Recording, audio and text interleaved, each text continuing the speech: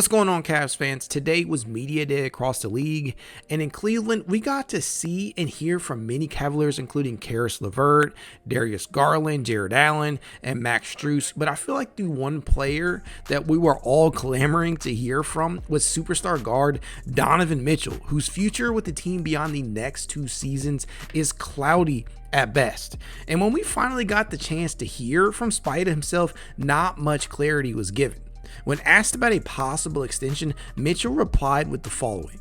A lot of speculation about your future just in general. Yeah. I know you're still under contract, and you've embraced this community, you've embraced this team, you've taken an active role in leadership. Mm-hmm. You know, what does this team have to do and for you to maybe want to put long-term roots here for you? You know, obviously, you know, for myself, I want it to be known that I still have the opportunity to sign an extension next summer. I don't think a lot of people understand that aspect. But right now, for me, my focus is we've had, like I just said, we added some new additions. We know we obviously had a season that you could kind of rate went really well until it went really poorly. So for us, it's, you know, that's where all of our heads are at. That's where my head is at, you know, and I think I'm really excited about what we've got going here, you know, and I think that's, you know, the biggest thing, you know, especially for myself, is like, look, we could do something special. That's why I relayed to George and Max when I told them about coming here. And, you know, ultimately when the season's over, we'll get to that. I've addressed that with the front office and whatnot. So for me, that's my biggest thing is, you know, I still have an opportunity to do the same thing next summer. You know, and I know it's a world where there's always talk. This won't be the last time I probably have to answer this question, but for me, we got something really special we can do here, and you know, I think it starts with this season, and that's the main goal. It seems like he's really focused on the immediate future, and I really can't blame him for that, especially considering that superstars don't typically sign extensions with 2 years remaining on their current contracts. Too much can happen in that span of time. He is aware that these questions aren't likely to stop until he signs on the dotted line or opts to move on via free agency or by requesting to be moved. And to be honest, I don't get the impression that he would go and do the latter. I just don't.